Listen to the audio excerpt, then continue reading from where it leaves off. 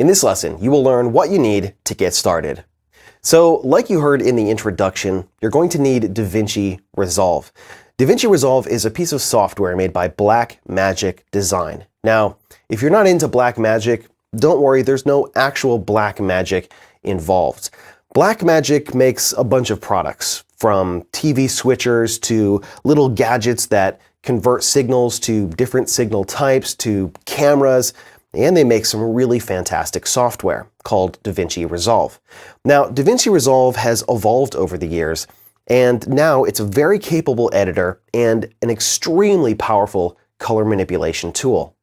Now, I could teach you how to edit in Resolve, but this course is going to focus on how to get really fast color corrections using a color reference target. So this means that in addition to DaVinci Resolve, you're going to need some other editing software, which I'm going to assume is something like Premiere, Avid, Final Cut, Lightworks, or HitFilm, or something else. The idea here is that you're going to be editing in a program, and you're going to use Resolve just for the color correction. And the reason that you're going to use Resolve for the color correction is because it's really, really fast and very, very simple when you use a color reference target. Now, in addition to the computer and the edit software, you're also going to need Resolve. Now, the great thing about Resolve is that the basic version of Resolve is free. And it's not a limited version with a bunch of features that are pared down. It's an incredibly powerful application that you can do a tremendous amount of work with. Now, they do have more advanced versions. They have DaVinci Resolve Studio and DaVinci Resolve Advanced Panel. The Studio version costs $1,000, and the Advanced Panel comes with this spaceship interface, and that costs more like $30,000 USD. But the free version is truly incredible. Now, you're also going to need some kind of color target if you want to follow along and shoot and quickly color correct your footage. Now, Resolve works with 4 different types of color targets. The one I'm going to be using is made by X-Rite. It's called the Color Checker Passport, and it's the photo version. The video version is very similar, but the one that Resolve works with is the photo version. And I believe this costs around $100 USD. The other options that you have for color charts are the Data Spider Checker, the DSC Labs One Shot, and the Chroma du Monde 24+4. So all of those are going to cost you a bit of money.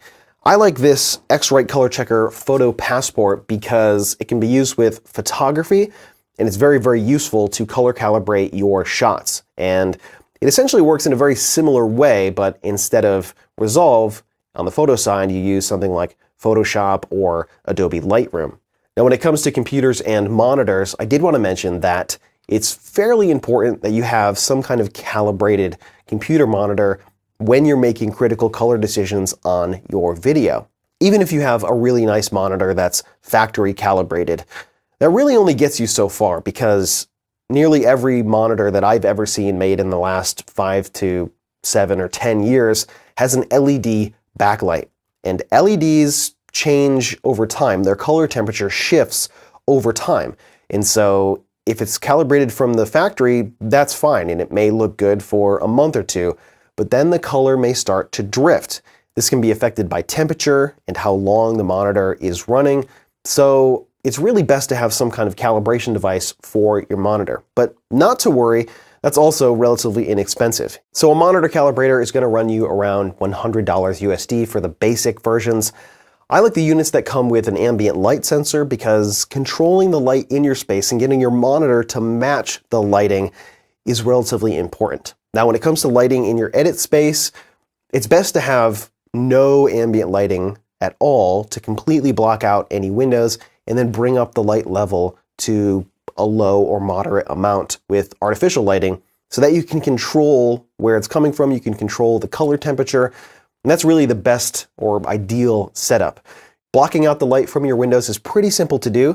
You can go down to your local craft store and find some blackout cloth. This is made by several different manufacturers, and if you're buying a small amount of it to cover 1 or 2 or 3 or 4 windows, it's really not too expensive. And you can find someone who knows how to sew, or maybe you can sew. That's what I did in my case. I just sewed some real basic curtains and stuck them up in my windows, and the light is completely blocked out. Now that you understand what you need to follow along, I want to talk to you about what color correction is and what color correction isn't, and that's coming up next.